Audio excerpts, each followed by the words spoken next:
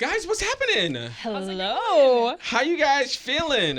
I'm feeling excited. This is our first time on the radio. Is it really? It is. Is it everything that you've imagined? So far, so good. First 5 seconds? Yeah. Feeling pretty good. I love your guys' energy. Thank you. So earlier today, I was looking at this picture and I saw you guys and I was like, man, your curls are popping. Thank you. They're hidden right now. Yes, because you got the protective style on right now. Tell me all the things. What's happening with you guys? I'm like, we're excited to be in Los Angeles. Yes. We're from Phoenix, Arizona. So we drove in yesterday. Yeah. But yeah, we're excited to be here. We actually just looked at our billboard here. We did a campaign with Briogeo, and our curls are out. They're big and defined and voluminous, but we saw ourselves on a billboard and I was like, what the heck is today? What is life? So when you drove up to said billboard, right? What was that feeling that you felt? For someone that's never been on a billboard before, explain that to people that have probably will never experience that. How did that feel? Honestly, imposter syndrome is real. It doesn't feel real when I looked up at myself and I saw my big face on like a billboard. Even bigger than it is in real life. I was like, what is going on? And like some people would drive by and they'd be like, is that you? And I'm like, yeah, like what's going on? First of all, where is the billboard? So it's in, Pasadena. Oh, it is? Eagle Rock. Yeah, Eagle Rock. There was actually a couple months ago, there was one in the Grove, at the Grove in LA. And there was actually one in Times Square, which was? still, like, Yes. I'm swallowing that while I'm saying it. I'm like, oh my gosh, it does not feel real at all. I think, too, being that it's my curly hair up there, I mean, when we were younger, I used to straighten my hair all the time. So seeing that my natural curls are out there for the world to see is kind of like a precious moment that's super exciting because I know a lot of young girls that follow us who struggle to do their natural hair. They see us kind of like in a good way, in a good light, and that's so exciting. Why do you feel like that's so important for people to see other people with curly hair on these billboards? Because number one, I feel like representation always matters. Right. And number two, why do you feel like that's such a big deal? Well, from personal experience, I mean, when I was in high school, I didn't really see anybody that looked like me or had hair like me. And I felt different, and I felt that was negative. I felt that different was bad when in reality it's not. And it took me a while to get into that confidence and realize that my natural hair is beautiful. And seeing other people now on social media, even maybe I don't live next to people in high school, I didn't see people that had curly hair. But now on social media, I can scroll and see people with beautiful curls of all different, from type 2A to 4C, and see so many different beautiful hair from all over. Yeah, and encouraging people to embrace it. I feel like that's like the main thing is like encourage yourself, your own beauty. Like everyone's beautiful. So yeah. Did that get in your head a little bit in high school? For sure. When you're seeing just a whole bunch of people with straight hair? Yeah. Like I always thought that I wasn't beautiful or pretty because I had curly hair. And people would always make comments, even if the one time I wore curly, people were like, oh, it looks frizzy. Like, it doesn't really look good. And I'm like, oh, I guess I'll straighten it. Well, here's my thing. This is what drives me up the wall. I feel like, first of all, you can't comment on my hair if you don't look like me. You know what I'm saying? Like, my thing is, if you don't look like me, that should not come out of your mouth, if that makes sense. Yeah. Oh, totally. No, yeah. And I think, too, like, even people that they say it's frizzy, I put so much, defining cream in here. It's not frizzy. It's a little bit bigger than your straight hair. Yeah, But that's because yours is straight. Yeah. So yeah, I think it's a little bit different, but definitely did get to my head when I was younger. How did you guys get over that, though? I feel like it was tough. I feel like we actually learned how to do our curly hair from other YouTubers when we were in high school. And we went to public school for our freshman year. And then we got taken out just for doing, typical high school things. But we ended up doing online school from sophomore to senior year. And during that time, we really took the time to take care of our natural hair and really learn how to do it. Because I didn't know how to do it, and neither did our parents. So I feel like that's why we never actually learned. But we took that time to really figure out our own hair. And I think it's a whole journey. When you go through the natural hair journey, it's like you really have to be dedicated to it. Well, and because your hair, at least in my experience, I straightened it for almost 4 years. So it was dead, it was damaged, and it took time to get those curls back to life. Yeah. And sometimes you don't want people to see that. Yeah. You don't want to see Yeah. that in between stage. That awkward phase. Yep. Yeah, when it's like stringy at the Yeah. Yeah. And that's when we started social media, actually. It was right around the time we made that transition. I think we were a year into our natural hair journey when we started social media. And so if you scroll back to the very beginning on TikTok, you could see our hair does not look like it does now. It took some time to really get to what our hair looks like today. So Now, did you start social media to, I guess, get tips or to see how other people do that? What was the reason that you guys jumped on TikTok to talk about hair? this is so funny. It was an accident. Yeah, it was an accident. It was 2019. I think it was August. And Kenzie was like, "You should do a dance video on TikTok." And I was like, "TikTok? What's that?" I don't know. And so she kind of convinced me to do it, and we got like 60,000 views overnight. And we're like, "What the heck is this?" What is TikTok? Yeah, what even is TikTok? Right. So we didn't really get into any other content other than that, and then we kind of stopped posting for a little bit, and then we picked it back up in November of 2019, and that's when we had one video go crazy viral, and we're like, you know what? We could do this. We could do this together. And that's when we kind of started switching the content from like little TikTok dances to doing more like tutorial content, and that's when we started our hair journey, and we documented that, and even just like lifestyle content too. So that's kind of how we got into it, totally by accident. But Yeah, and more educational videos. I Yeah. remember during that time period, Malia made a video about how to use the Denman brush. And if you don't know the Denman brush, it can really help define your curls. So if you want more of like a spiral, you can actually use the brush to get that definition. And Malia did a video that got like 10 million views, and people were like, wait, I want to try the Denman brush. Like, let me see if it makes my curls look that way. And that was like our first tutorial style video. And from there, we were like, oh my gosh, we see all these comments of people who are just like me, just like us, who struggle with finding their natural hair beautiful and learning how to actually do it and make it look good. I always thought curls look amazing. Me too. I love the way how a curl looks. So it's really interesting that a lot of people feel a type of way about it. And I wonder if it's just because of their surroundings or what.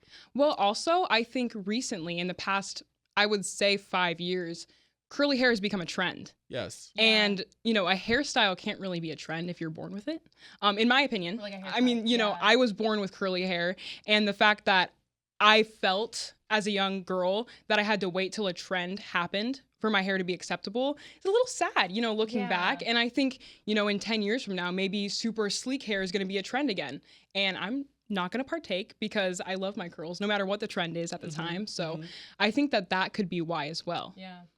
You know what's interesting? I feel like I am always searching for, and this is me, I'm always searching for that next curl product. You know what I mean? I'm always out and about. I'm always looking. I'm always trying new things to get that tight curl. And it's just interesting how people will look down upon someone that has curly hair because it's such a look for Well, me. and we saw it in like the 80s, people got perms. So it's not like this is completely new, but it's always been, you know, it kind of comes in waves, if you will. Yeah. That's crazy how, like, I'm with you. Like, your hair should not be a trend. Do me a favor and tell me about Big Sis Energy. Ooh, Sis energy. my We favorite actually- topic Big of today. Sis Energy. Let's do it. Tell me about it. I'm so excited. So we have launched 6 episodes so far, and Big Sis Energy is our podcast. Malia and I are sisters. We're a year and 1 day apart. So when you guys walked in, I was like, clearly you guys are twins. But when you said a year and a day? A day. So September 7th is my birthday, and then hers is September 8th the following year. Get out of Yeah. here. Yep. So I'm little sis. She's big sis. And growing up, we were actually in school. We were in the same grade. So we were kind Because of. of the way how your birthdays fall. Yep. Yeah. So we were kind of grouped in as twins, and Right. we've kind of lived our life as twins. So Did you not like that? I kind of did like it. I do I like like it, it. yeah. I think it has its pros and cons Yeah. for sure. But Because we you can didn't. tell people like you're, what is it, fraternal twins. We could. Yeah, People that's true. always, if we leave the house, at least 3 people will ask if we're twins. Twins. Yeah. I was We're gonna like- ask that. I had to scratch that off. And then we'll respond at the exact same time and say, no, we're a year and a day apart. And then you won't believe us even Yeah, more. they're like, no, we don't believe you. Yes, because it's like, how the hell did your mama and daddy like plan that out? You know what I'm saying? A year Apparently in they it. didn't plan it either. Oh, That's the crazy well. part. well, Awkward. the One of y'all not supposed to be here. the crazy thing is, we have 2 other siblings. Oh, you do? So we have Yeah. a little sister. She's 15 and a half. Okay. She looks like our triplet. So she's Yeah. 4 years younger than me, 5 years younger than Malia. And people think we're triplets when we go out. It's insane. When I'm we like, finish this interview, I have to see a picture I'll because I want to show see you. what you Yeah, guys we'll look show you. like. and we have a brother too. He Uh-huh. is 17, and we all look. People think that our younger siblings, Max and Michaela, are twins. Are So y'all M? Yes, four M's, yeah. four M's, Malia, baby. Makenzie, Max, Michaela. What's the thing with the M?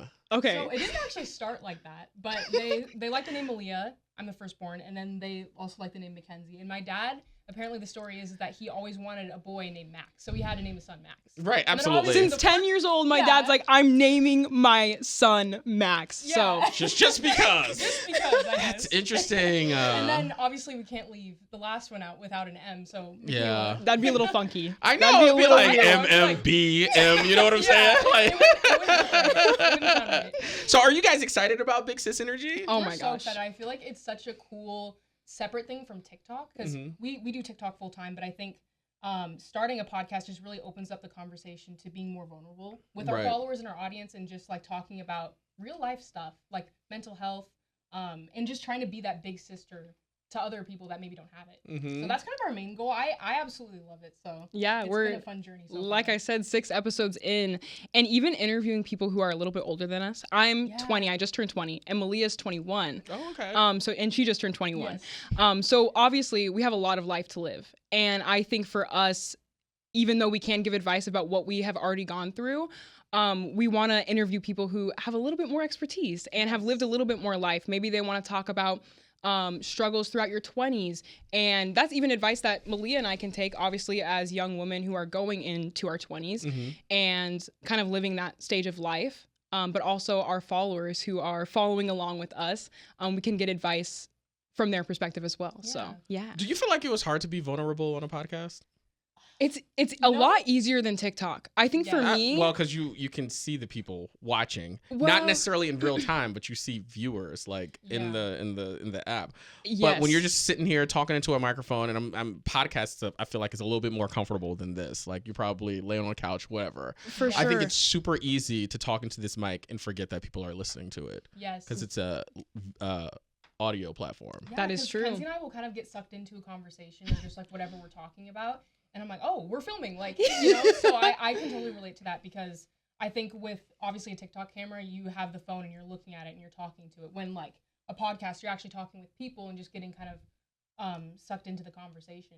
So I feel like it's really easy for me to get vulnerable just because you kind of go on a tangent Mhm. and talk Yeah. about everything. So and I think too, it's a longer form platform as well. Yeah. And I think that that's something that I am so lucky that we're able to have now Mhm. because, you know, you think about a short form app like TikTok or Instagram Reels or YouTube Shorts, and you have 60 seconds. That's not a very long time, especially if you want to talk about deep, vulnerable, authentic things like mental health or your curly hair journey or whatever it may be, or being confident, how to become more confident. Certain topics like that I think are a little bit harder to put into a 15-second, 30-second, 60-second video and really get the point across. So I think having the longer form podcast content is kind of beautiful in a way. Yeah. And we can talk about a lot more things that our audience asks from us as well. So Do you feel like when you finally accepted your hair, your curly hair in curly form, that gave you a boost of confidence? yes, oh, for sure. a Yeah. 100%. And I think even now more because we see other people and can appreciate their curls as well, even if they haven't fully tapped into, okay, I'm going to 100% embrace this.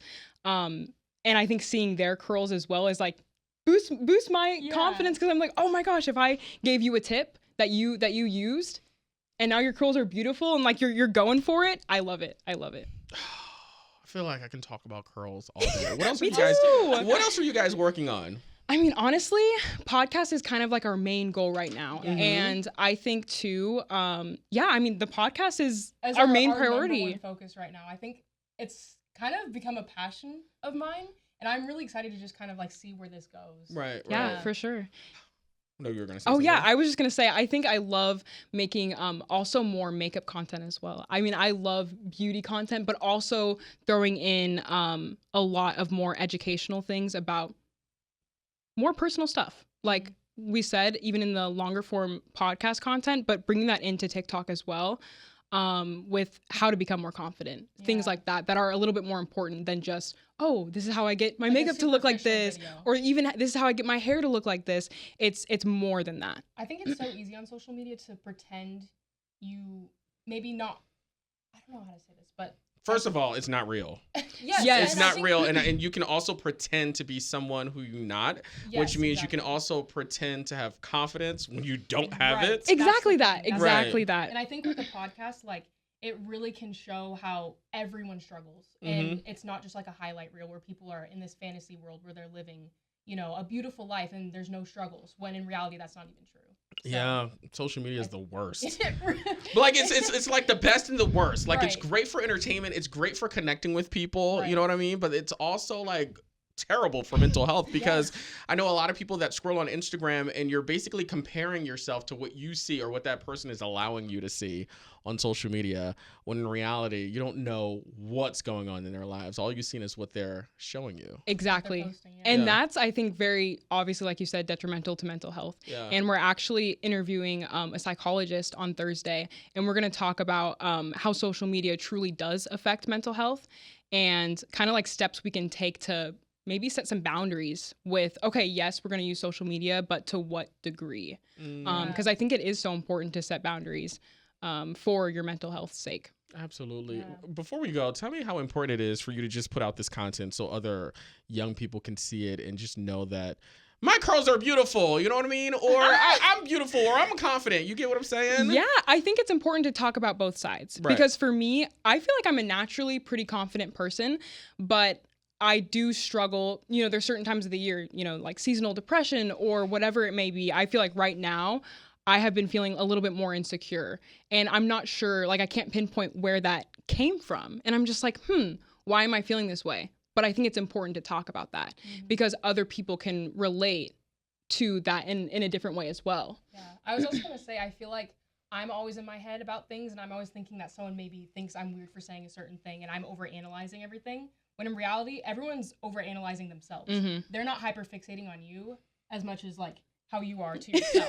And I feel like when I kind of switched that view and thought about it, I was like, oh, like people don't notice the little things that I do where I hyperfixate on it. So I think when I kind of switched that thought process, I was like, oh, like a lot of things that I think matter don't to other people, you know? So also in reality, who gives a Yep. Really? You know what I'm saying? Like, and when it comes down to it, like, who cares? I know. Like, and it's interesting because I feel like I was that same way in my 20s, and I think as you get older, you kind of realize that in the grand scheme of things, if it's not making you any money, it's not causing you any harm. You know what I'm saying?